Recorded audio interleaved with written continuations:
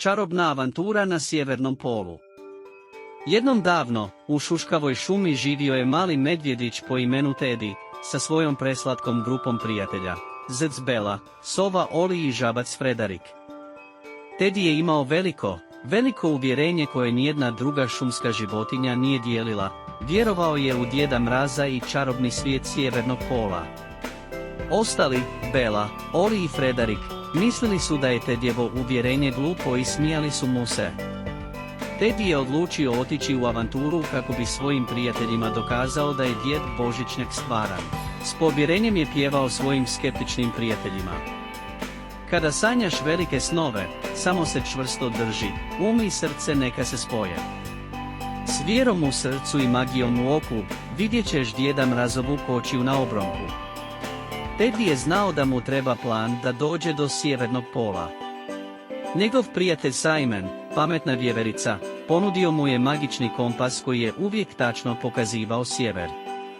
Naoružan kompasom, jarko-crvenim šalom i odlučnošću, Teddy je započeo svoju avanturu. Teddy se borio sa snježnim planinama i hladnim rijekama. Popeo se preko ledenih litica i koračao kroz duboke doline. Njegov put je bio dug i težak, ali Teddy nije izgubio vjeru. Noću, dok se odmarao u svoju malu logorsku vatru, Teddy bi pjevao svoju pjesmu. Vjeruj u čuda, vjeruj u sne. Ne boj se mraka, noću su zvijezde sjajne. Sumnjaju sumnje, sumnjaju sve, ali ne sumnjaju svoje snove. 7. dana svoje avanture, Teddy je vidio najsjajniju zvijezdu na nebu kako pokazuje ravno naprijed. Prateći zvijezdu i čarobni kompas, ubrzo je uočio nakupinu čarobnih, svjetlećih kuća, sjeverni pol. Oči su mu svjetlucale dok je gledao sobove kako se igraju u snijegu i vilenjake zauzete zamatanjem darova. A tamo, u velikoj crvenoj stolici, bio je i sam Djed Mraz, veseo kako je Teddy i zamišljao, provjeravajući svoj dugi popis. Vidjevši Teddya, Djed Mraz je izustio srdačno ho. Ho! Ho, pozdravljajući ga. Teddy je ispričao svoju priču djedici, a Djed Mraz se nasmiješio. Teddy, dokazao si da je magija stvarna.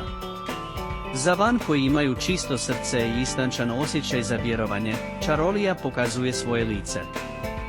Djed Božićnjak je darovao Teddyu čarobnu snježnu kuglu, koja je pokazala sjeverni pol, Djeda Božićnjaka i njegovu užurbanu družinu kada se protrese.